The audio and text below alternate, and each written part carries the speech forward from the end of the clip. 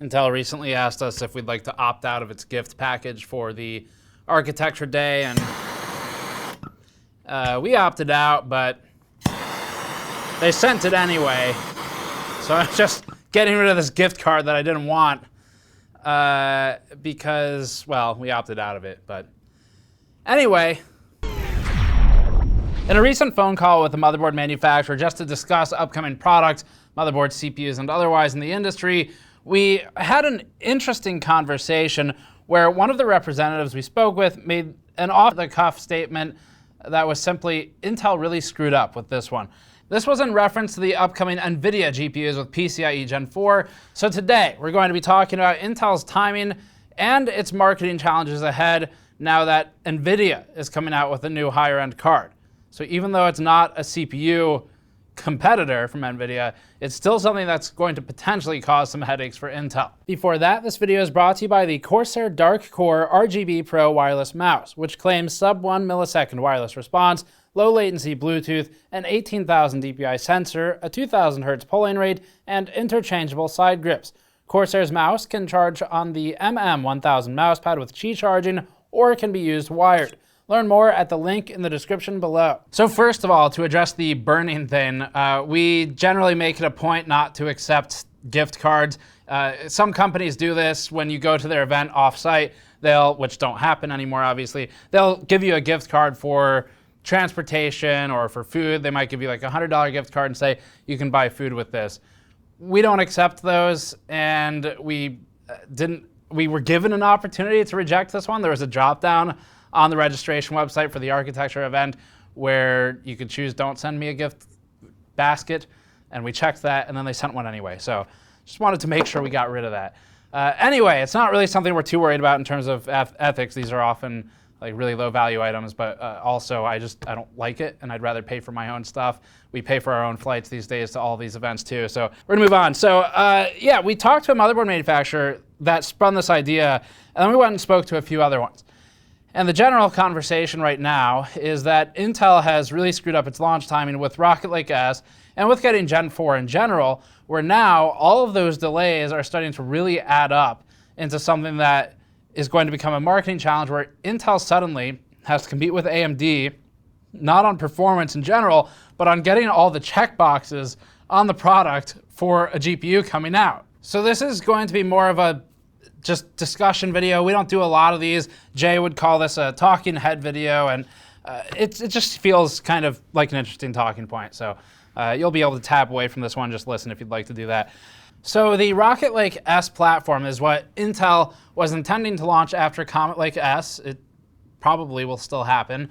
And with Comet Lake S, with Z490, you saw some of those motherboards like from ASRock putting claims on the socket often, or on the box at least, the retail box, that said it would support PCIe Gen 4 for the next gen CPUs. This was a massive leap of faith by the motherboard manufacturers that put it on there, because at the time, Intel had not actually committed with these motherboard manufacturers that it would be able to deliver PCIe Gen 4 with Rocket Lake S, especially on existing motherboards. Now that doesn't mean it won't happen, and we would assume it probably will at some point, but the point is, it was a big leap of faith by the motherboard makers, and Intel never officially had it on the roadmap at the time that Z490 boards were coming out. It was on the we'd like to do this map, but not on the this is definitely happening map. And the reason PCIe Gen 4 suddenly matters is because obviously AMD's platform does have Gen 4 for PCIe, and NVIDIA is coming out with Gen 4 devices. Previously, it was just the AMD RX 5000 series cards with PCIe Gen 4 support. Now, with those cards, Gen 4 was basically entirely irrelevant. There may be some use cases we're not really aware of or aren't in the DIY or gaming space, enthusiast space, but generally speaking, actually not even generally, just matter of fact speaking, those cards, like a 5700 XT, they're not powerful enough to actually make a difference appear between Gen 3 and Gen 4. And there were times you could make one appear on, say, 5500 XT, where you might have a card that has eliminated half of the pads on the PCB, and now when you plug it into PCIe Gen 4, it is actually running in basically by 8 mode. But, and that often is not a big deal either, but either way, They basically had to force a difference in order for it to matter. With NVIDIA's RTX 3000 cards, we don't actually know officially yet if Gen 4 versus Gen 3 is going to matter. But on the absolute highest end device, whatever it is, there's a chance that it may start to make some sort of appearance and performance differences. Our current understanding from speaking with people who design some of the testing for the product is that the deliberation by NVIDIA right now is what scenario it wants to show for reviewer documentation, where it's going to say this is the expected performance. Because now NVIDIA has to weigh its Gen 3 versus Gen 4 marketing points versus the higher top-end performance permissible through Intel platforms in gaming. Because Intel does still have higher headroom in gaming and GPU-bound scenarios in some of the games we test for CPU reviews, you'll see that even though they're all GPU-bound, AMD's bind is at a lower floor, or ceiling, depending on how you look at it, but it's at a lower point than Intel's bind is, where you might end up like, top of my head, I think Division 2 in our CPU reviews at 1440p is something like, or 1080, is something like a 200 FPS max for Intel, and it's something like 180 to 190 on AMD. So there's still a little bit of overhead there. And this is where Gen 4 may not matter quite as much in terms of absolute performance, but will matter a lot in marketing. And here's why. With major Gen 4 GPUs coming out, Intel won't have a like-for-like platform ready to receive those cards. We would expect most of our viewers would understand that PCIe generations are intra-compatible, so a Gen 4 card will work in a Gen 3 slot. But our audience is an extremely small subset of the total market.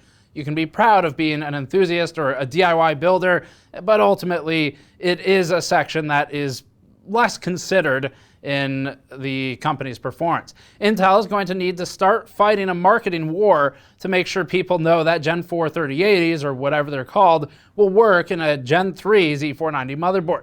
And a lot of that war will take place in retail battlegrounds.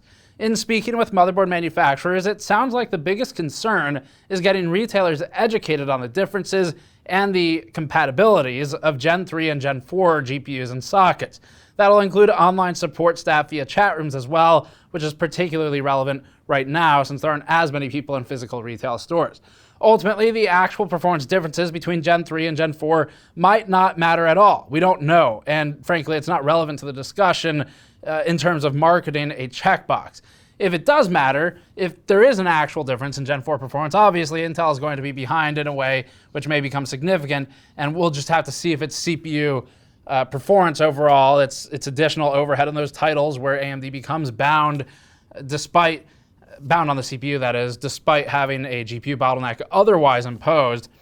The difference ultimately, it's going to be whether or not it makes up for the existing bind on AMD Ryzen platforms when it would otherwise be GPU bound, where you're seeing a couple percent gap where AMD just can't quite reach the maximum headroom that Intel can in those games that we've shown before. So Intel really needs to get it together with Rocket Lake. And when things become a war of marketing, Intel right now has been mostly losing that war, at least in the markets we deal in consumer.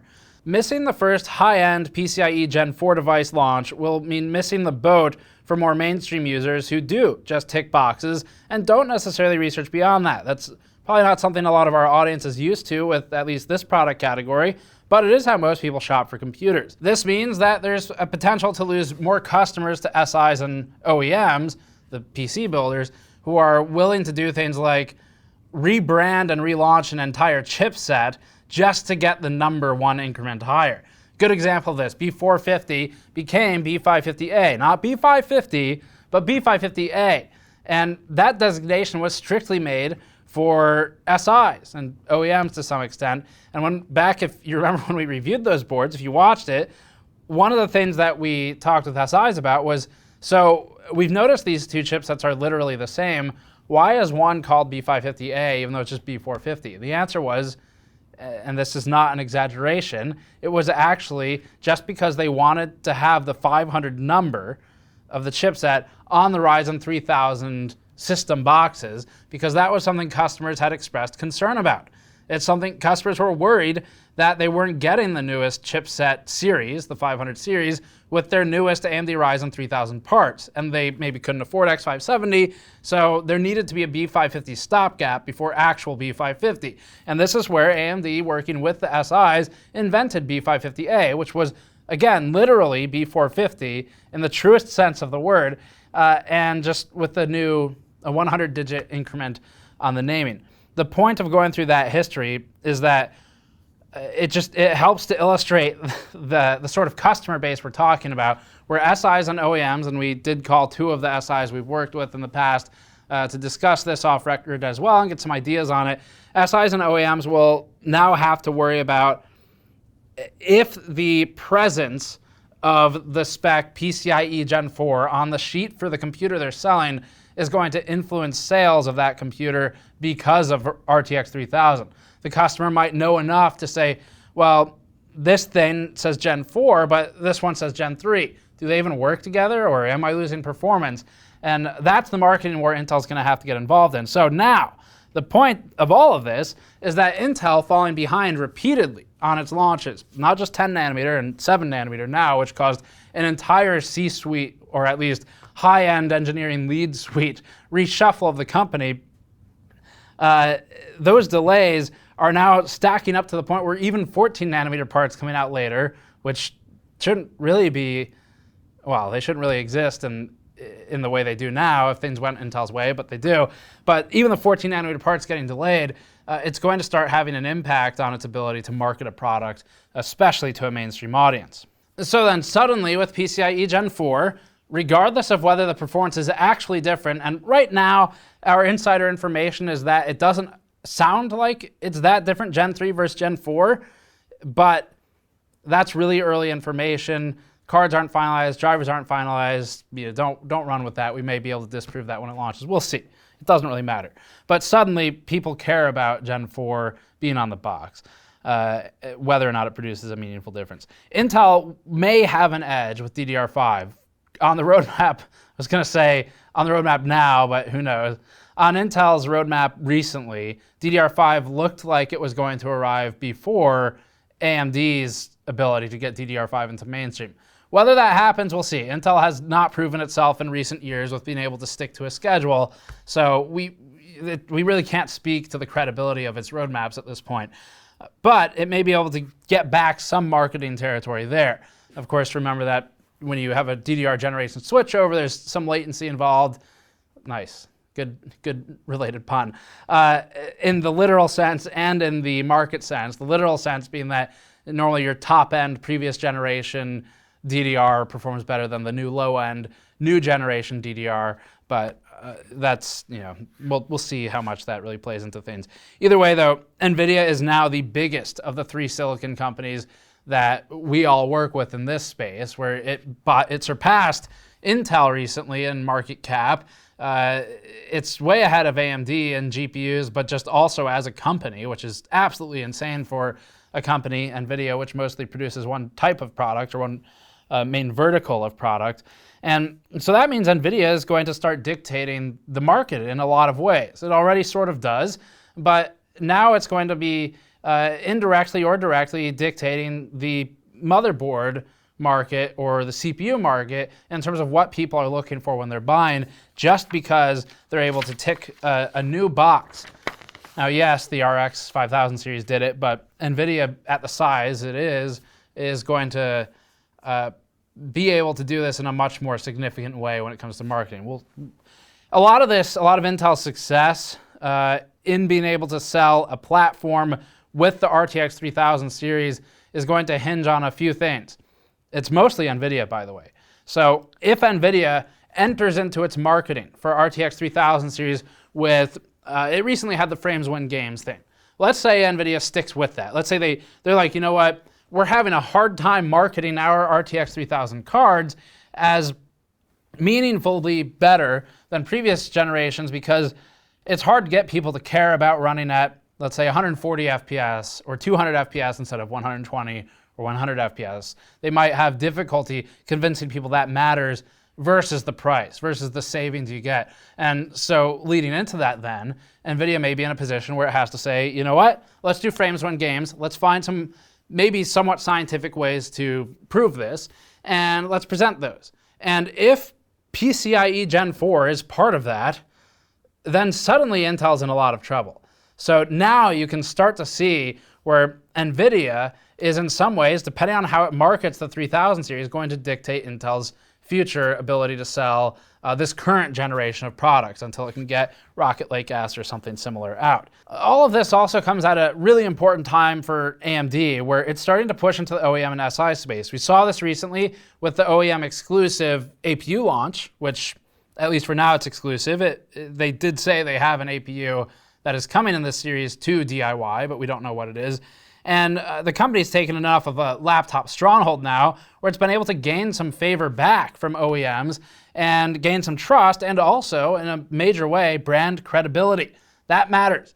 It now is gaining brand credibility with mainstream users buying laptops and with the company selling them. So HP, Dell, Lenovo, HPE, and Intel is suddenly not the only game in town anymore. Now AMD's able to potentially produce enough supply, although it's struggled lately, but produce more supply in some ways for some of these chips than Intel has been able to lately, and it's starting to get a really strongly marketed product. So Intel's strongest point right now, as far as socketed CPUs are concerned specifically, is split between enterprise and OEMs, whether they're selling desktops or laptops, and AMD is attacking both of those. But AMD's attack on OEM is something that Intel can fight. It's just going to start losing that checkbox marketing war as we roll forward. A couple of other thoughts here while we're doing a sort of non-standard video for GN is that Intel's PCIe Gen 4 support, it really was supposed to be ready sooner. Like for Z490, it was supposed to be there. And Rocket Lake S was also supposed to happen sooner, from what the motherboard manufacturers were telling us back in January at CES, and then in March when we visited Taiwan briefly before having to fly home before everything shut down internationally. So it's all very delayed at this point.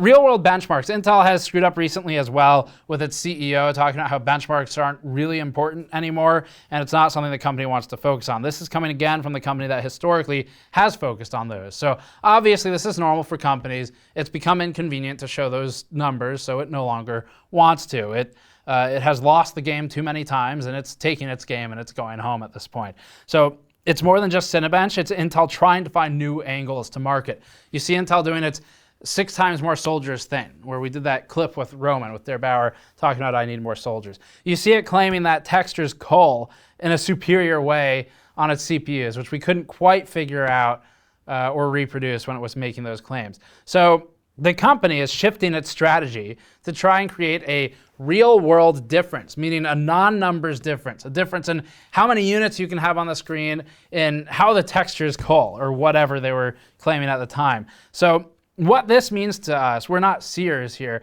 but we'd wager that Intel is becoming worried about its ability to hold that gaming crown, and it's starting to pivot its marketing with this real-world thing. It's still king now in gaming. But the fact that it's shifting this soon, when it's still leading in those gaming benchmarks, tells us that it may be a little bit worried about its ability, just like NVIDIA is probably worried about its ability to market the higher and higher FPS values as they start to mean less and less to people who are maybe not FPS snobs. And that's a challenge NVIDIA faces as well, and that's why we think NVIDIA is going to go with some form of, here's our new objective way to prove that frames win games, using their previous marketing language. So then when it comes to what Intel still needs to do at this point, Intel at this point clearly needs to get off 14 nanometer. That's really what needs to happen. The good news for the company is that Tiger Lake actually does look really promising in the leaks that are out. We don't really look at leaks very much, but in looking at these particular ones, it looks like Intel's got a bit of a chance now to start raking back some of that stronghold that AMD has recently taken in laptops. And laptops are a really lucrative part of the market.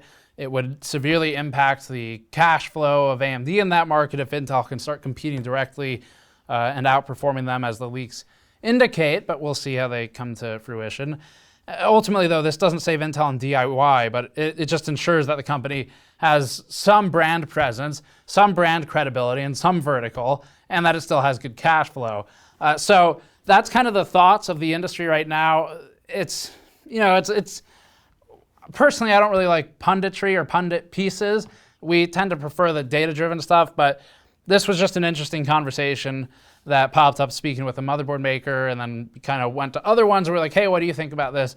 And that's kind of what came out of it. So ultimately, the motherboard makers are kind of in agreement that Intel screwed up here. Now, this comes from a sore spot for them because a lot of them still have warehouses full of X299 motherboards, which is really unfortunate. Insane, absolutely insane amounts of e-waste of a product that will never be sold because you can't even get CPUs for it if you wanted in most cases. But anyway, they're feeling a bit burned on that one. And that leads into another point that's not really for this video, but it is an interesting one, which is that the motherboard makers they're starting to lose some trust in Intel's ability to move these products that it's asking them to make. They do get some MDF to help fund it in some indirect ways, but ultimately, that's not going to matter if they're sitting on like X dollar a square foot space filled with motherboards that will never sell. So, really interesting market right now. Particularly interesting because NVIDIA somewhat indirectly is going to be driving the market. It really is in the driver's seat right now with the RTX 3000 launch coming up in terms of CPU sales too. So we really need to watch how NVIDIA markets its product to see what Intel's reactionary marketing will be. So, of course, NVIDIA wants both companies to do well because either one selling a motherboard means their GPU can go in it. So it's not like NVIDIA has a favorite, but they may pick the one that presents them in the best light. And depending on how it's marketing the product, that could be Intel when the overhead starts to matter. It could be AMD if Gen 4 starts to matter. That's it for this one, though. We're not going to try and do a lot of these, but thought it might just be kind of fun to do something different for this one. And subscribe for more as always. You can go to store.gamersnexus.net to help us out directly, or patreon.com/gamersnexus. We'll see you all next time.